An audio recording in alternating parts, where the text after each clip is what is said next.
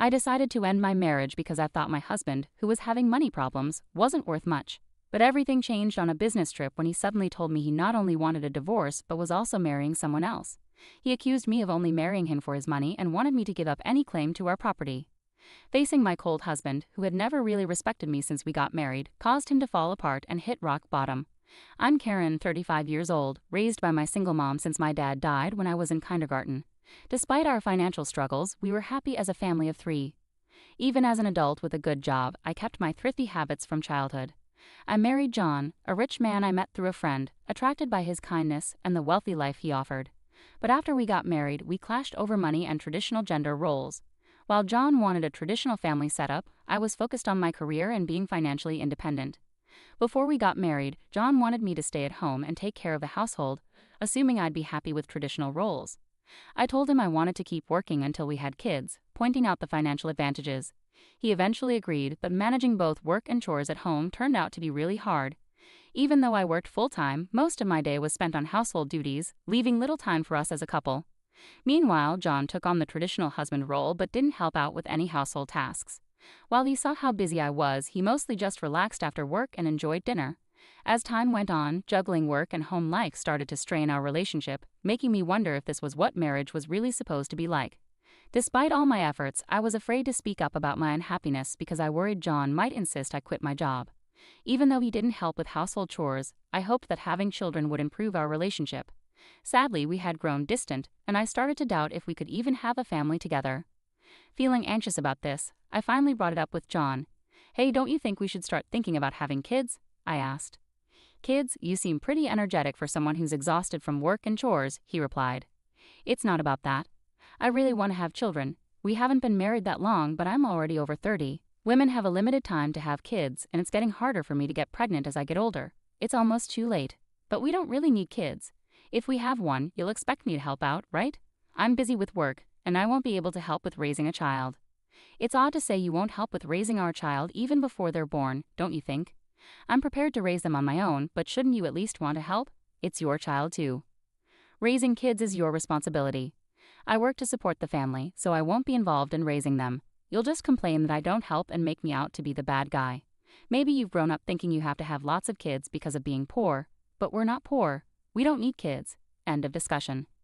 With that, John abruptly ended the conversation and went to his room alone. In the living room, tears streamed down my face. Not only was my wish for children rejected, but my upbringing was also ridiculed. After that incident, our relationship quickly deteriorated. We hardly communicated, and the idea of having children seemed even further away as I continued to handle big projects at work while managing everything at home. I found myself growing more distant from John. One day, when I told him about an upcoming business trip, he surprisingly wished me well and hinted at a big surprise when I returned. Despite my feelings of giving up on him, his kindness and smile made me waver. But when I got home, my faint hope was shattered. The front door wouldn't open. John revealed the first surprise. He had changed the locks. The second surprise was even more shocking. He told me he had filed for divorce, claiming he had forged my signature with a friend as a witness. He handed me a document to sign, giving up my rights to our property. I protested his false accusations and insisted we both renounce our property rights publicly. John stubbornly refused and redrafted the document on his computer, sparking a tense argument. As I left the house, he insulted me for being poor and threatened to throw away my things. A few days later, John panicked and called me. "Why are you saying I didn't do anything? What's going on?" I asked. "I've been told to leave the apartment," he said. "You were still living there. That's not allowed. It's a new month. You're trespassing." "Trespassing? But it's my house."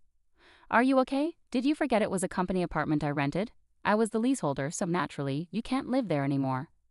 "That's ridiculous. How could you do this? I can't believe you didn't know." "I'm not the one who should be accused of acting alone here.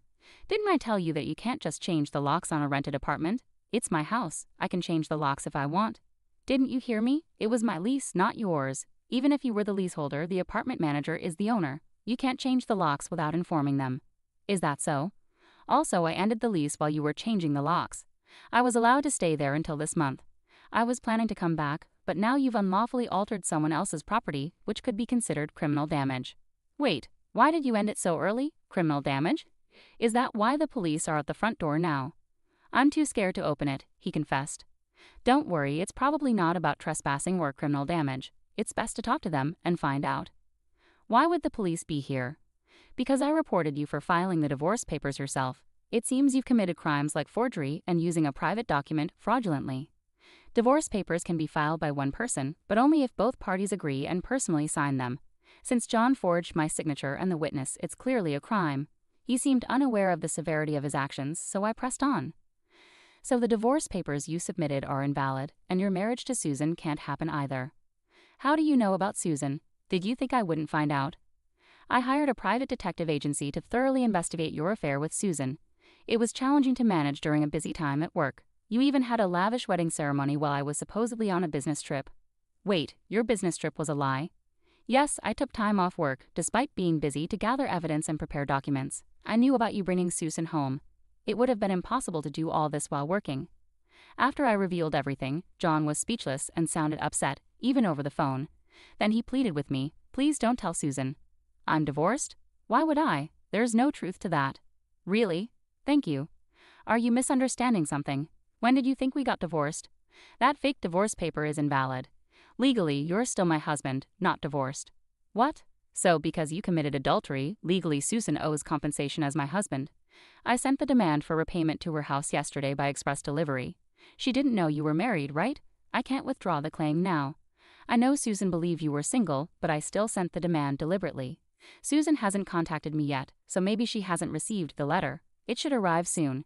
Should you be on the phone with me when you also have to deal with the police? You're busy. I'll ignore the police. I won't be arrested. I'm going to Susan's house now to get the letter back before she or her family can accept it. Then he hung up. He probably went straight to Susan's house to wait for the postman at the front door. I knew it would be pointless because the letter was sent as registered mail to Susan only.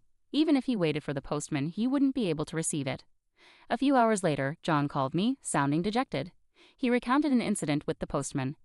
I'm here to pick up that envelope. Who are you? You don't live here, do you? I practically live here since I'm married. I have the right to get the mail. I understand, but I can't give you this envelope. It's registered mail meant only for Susan. What? Just give it to me. No, I can't do that. If you really want it, you should ask Susan for permission. What's happening here? Oh, John, what's all this commotion? What's going on? Ah, Susan. This is registered mail for you. This man insisted on taking it. Sorry for the disturbance. I'll be on my way now. What's this? A demand for compensation? John, you were married. What's happening? Sorry, it's just, she's an ex-wife from a long time ago. I was embarrassed to say I'm divorced. I'm sorry for keeping it a secret, but isn't this strange? We haven't been dating long, and a demand for compensation. If I was divorced before we started dating, there shouldn't be any issue, right? Well, my ex-wife is upset. Maybe she's demanding compensation out of spite because I got married. That was his excuse, but it was quickly debunked. The envelope included a letter I wrote along with my contact information, so Susan called me directly. During that call, I explained the affair, the invalid divorce, and how they had a wedding ceremony while he was still legally married to me. Despite the ceremony, they hadn't officially registered their marriage yet. John had planned to do it on April Fool's Day, but it was still pending. He likely delayed registering the marriage because he wasn't sure if the divorce was finalized. After being caught at Susan's house, John shamelessly reached out to me again. I still had some things to discuss with him, so we agreed to meet at a nearby cafe. As soon as I arrived, John started pleading, "Karen, please withdraw the compensation claim. Let's act like we've been separated for a long time and are officially divorced. Then I can apologize to Susan for hiding our divorce and maybe smooth things over. Do you think I'm desperate to stay married to you? I was already planning to file for divorce, but because you cheated, you'll pay compensation. Trying to squeeze money out of me, huh? Typical. Depending on my answer, everything could change. There's still an option where we don't get divorced. If I say no, you can't just reject it.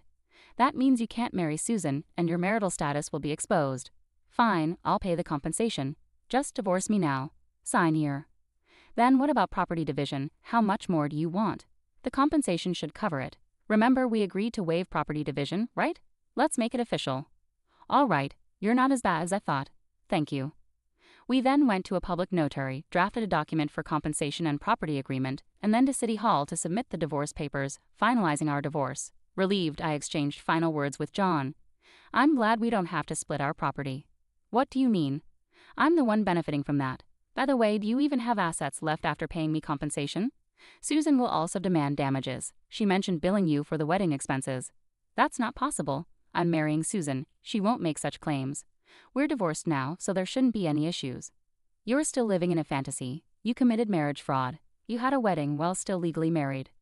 Do you really think Susan will still trust you? Marriage fraud is serious. Susan will believe me. You can count on that. I heard it directly from Susan. And weren't the guests at your wedding paid actors? You still owe them. You know about that. I haven't settled with them yet. Why do you care? You could have just agreed to property division and come out ahead. That's what I wanted to tell you. Even if we had divided the property, you would have ended up better off.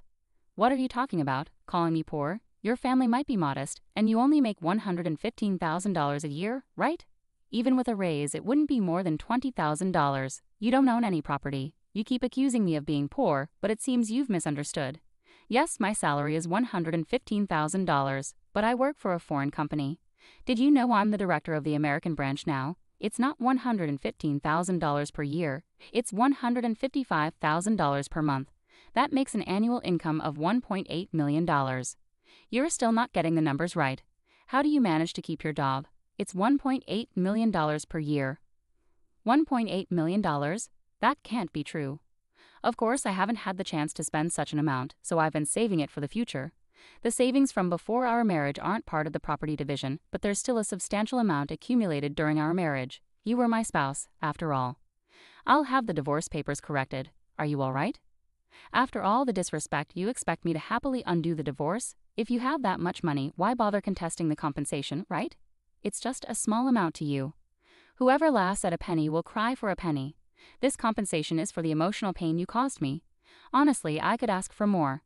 Now that it's settled, make sure you pay it, even in installments. I'll be frugal.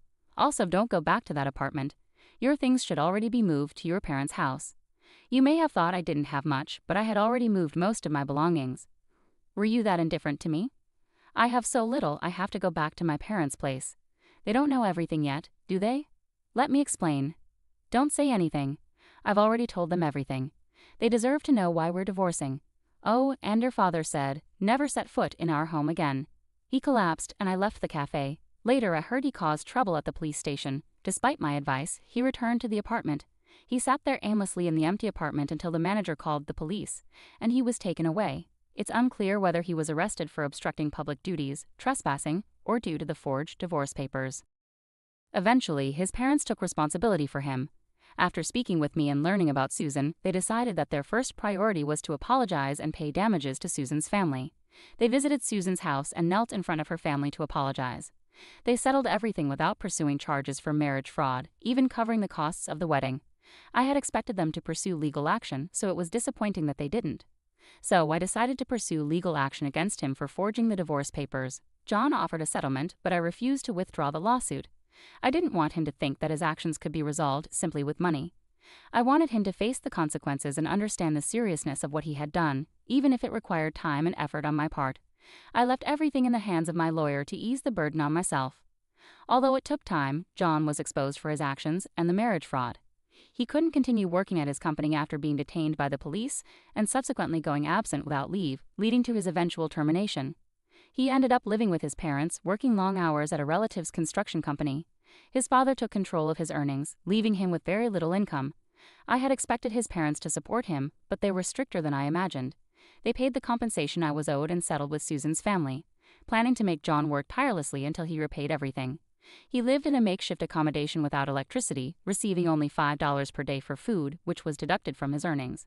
Their intention was to pressure him until he paid off his debts, and then they planned to push him out, a harsh consequence after years of relative comfort.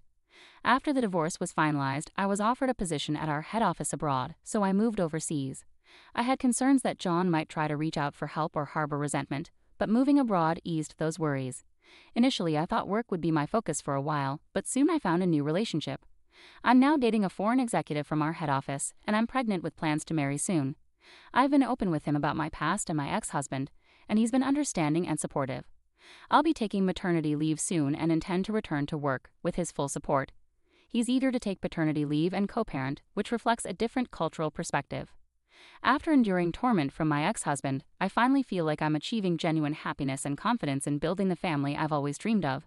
Many people suffer due to selfish spouses, and while divorce isn't always the ideal solution, enduring in silence isn't virtuous either. It's crucial to understand that honest discussions can lead to resolutions, and sometimes divorce becomes the necessary path forward.